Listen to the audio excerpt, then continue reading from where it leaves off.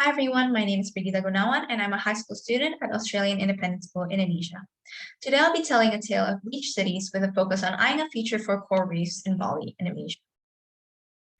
If you live in the city, you are probably familiar with the bustling noise of traffic. Much like our cities, coral reefs are vibrant megacities under the sea, and they are home to over 25% of all marine life. Imagine these cities dull and deserted like the early stages of the pandemic. For many coral reefs across the world, this is their reality.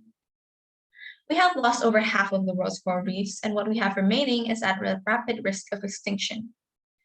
Corals actually support over 275 million people across the world, protects coastlines, and is a source of treatment for diseases like cancer and malaria.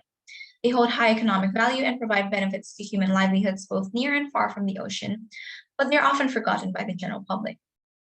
If anything, the pandemic has actually taught places like Bali that marine tourism is the backbone of its economy, and the permanent death of coral reefs in the future can actually drive a closure to this industry. So the pandemic is actually temporary and it is just a warning. Corals are actually experiencing its greatest threat yet, which is climate change. And among those most impacted by climate change are regions of the Coral Triangle. These are some of the most biodiverse regions of the planet, and they're experiencing severe bleaching. Coral bleaching is when corals turn pale and white and literally lose its color, and this is a step closer towards death.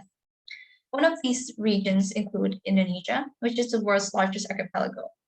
Indonesia is heavily reliant on the oceans and its resources, and that includes the island of Bali. So now let's take a look at a marine protected area off the coast of Bali called Nusa Penida. Nusa Penida, project leader from the Coral Triangle Center, states that there are four major threats to the coral reefs on the island, which includes climate change, pollution, tourism, as well as fishing. Based on a coral reef monitoring from March of 2020, the northern parts of the island are actually showing signs of coral bleaching.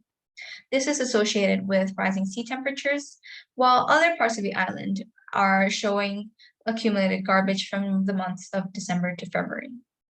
One site specifically is called Santal, which is in the northern part of the island, and this part of the island is comparatively worse with coral conditions, with expanding areas of rubble.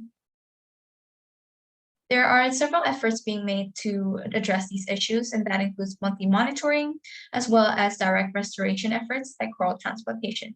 But of course, this is just one small solution to a much more promising solution, which is the implementation of marine protected areas across the world.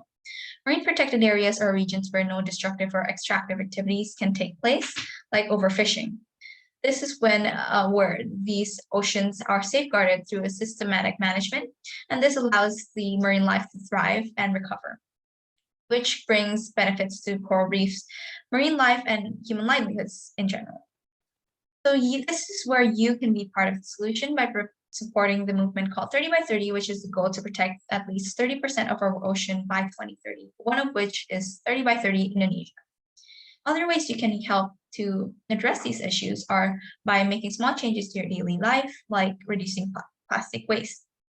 But regardless of which action you're going to take, make sure to sign this petition called 30 by 30 and call for the protection of our ocean. Thank you.